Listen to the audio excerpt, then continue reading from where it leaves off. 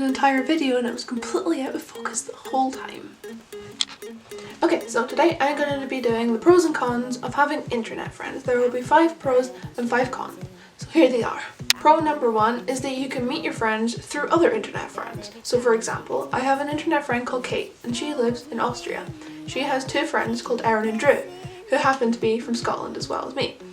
And I met Erin and Drew through Kate. Pro number 2 is that you can send each other stuff. So for birthdays and Christmases and special events, you can personalise cards, gifts and send them to them. Like I have an entire shelf over here that has various gifts from internet friends, and I also have things on my wall, like letters.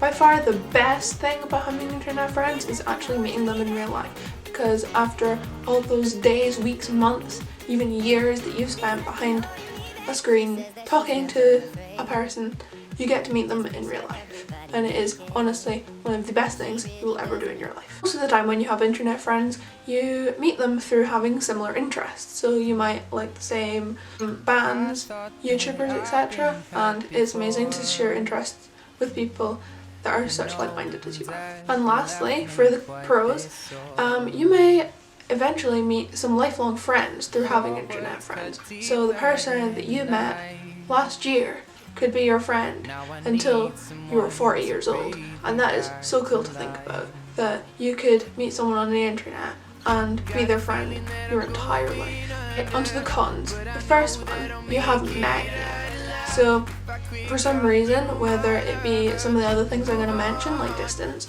you may not have met yet. It could be, it's honestly one of the worst things about having internet friends.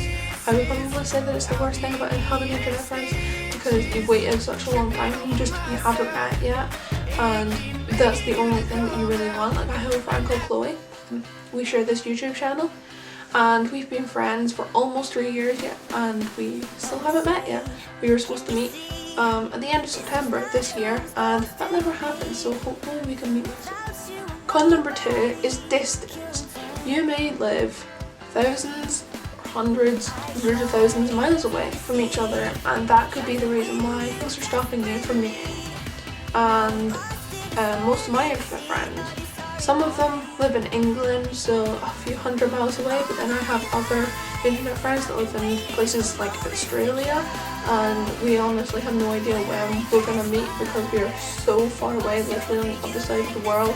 So it can be very off-putting in some ways to have internet friends that are so far away, because you think that you're never going to meet them, but trust me, you will.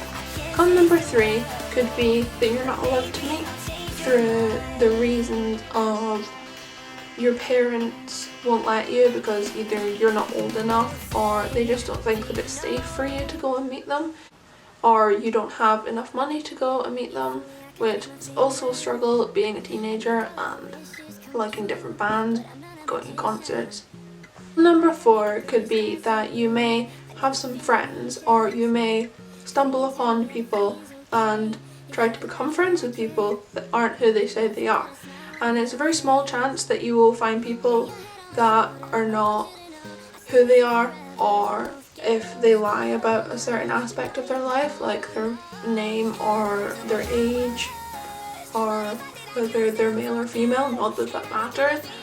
But it can also be off-putting when you find someone that you think is your friend and it turns out that they really aren't your friend, and then you think that you really can't trust anyone else. And I've had an experience kind of like that. And con number 5 is that you may just not be friends with someone anymore.